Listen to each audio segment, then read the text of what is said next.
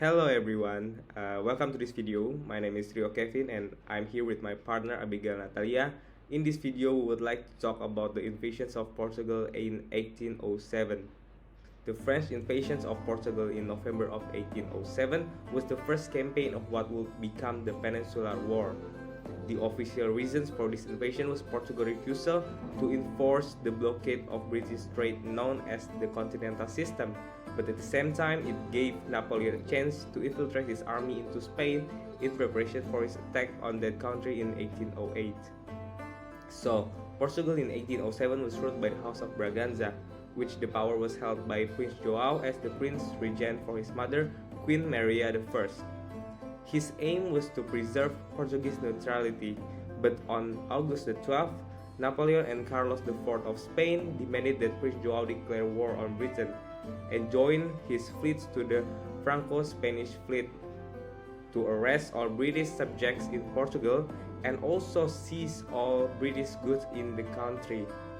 Prince João was willing to break off diplomatic relations and to block all trade with Britain, a consensus that might have satisfied Napoleon if his main objective had indeed been the enforcement of the continent.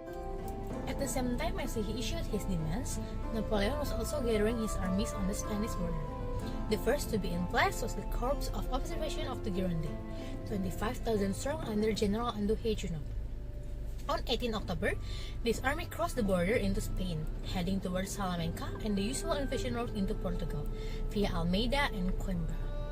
Junot reached Salamanca on 12 November, after a leisurely march across Spain, in which his engineers made notes on every post of military significance they passed.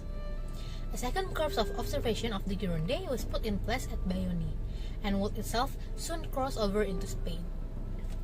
Napoleon's leisurely timetable was disrupted by a crisis at the Spanish court, which is the affair of the Escorial of 27 October, which was Carlos IV arrested his son Fernando, accused him of treason and then pardoned him over the course of a frantic week. This encouraged Napoleon that the time was right to depose the Bourbon dynasty of Spain, and so he decided to hurry Junot on his way. On 12 December, Junot received orders to increase his pass and to alter the route of his invasion. Rather than take the road past the fortress of Almeida, Junot was ordered to move south, across the mountains of Extremadura, and invade Portugal along the line of the Tagus.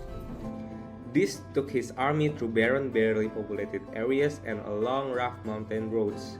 By the time the French reached Alcantara on Tagus, 5 days after leaving Ciudad Rodrigo, they had lost half of their horses and all but 6 of their guns, all before meeting any oppositions. At Alcantara, Junot found some Spanish troops whose supplies and munitions he seized before heading west into Portugal. 11 days after leaving Salamanca, on November 23rd, the first Junot troops strangled around Arbentis, while the next troops did not arrive until November 26th. If the Portuguese had put up any sort of resistance, then Junot's rich army would have been in serious trouble around Arbentis, strung out along 4 days of mountain roads and isolated from all assistance, but no Portuguese troops were in sight. Instead, all Junot found at Arbentis was one Portuguese diplomat, which is Barreto, who came with offers of submissions and tribute. This encouraged Junot to make calculated gamble. He gathered together the least disorganized companies from his armies to form 4 impromptu brigades, and at the head of this column of 1,500 men made a dash for Lisbon. On November the 13th, Junot's columns reached Lisbon and occupied the Portuguese capital without meeting any resistance. Over the next few days, his strength reached the city, but it will take much longer for the artillery and the cavalry to arrive. Junot's success owed everything to the total lack of Portuguese resistance. Prince João and his officer refused to believe that Napoleon was actually planning an invasion until it was too late to offer effective resistance. A British fleet appeared off Lisbon, only aided to the confusion, and for some days, Prince João could not decide whether he should submit to the French or flee the country. Sir Sidney Smith, the commander of the British fleet, had one main concern, that the Portuguese fleet of 15 ships of the line. And so, he worked to convince the prince to move to Brazil, where he would be safe from the French. The arrival of a copy of the Paris Moniteur, in which Napoleon announced the deposition of the House of Braganza, helped make up the prince's mind. And on 29 November, the day before Junot reached the city, João, his mother, and thousands of other officials of Lisbon fled the country. Two Spanish armies took part in the invasion of Portugal, but they moved much slower than Junot, and only arrived after Lisbon had already fallen.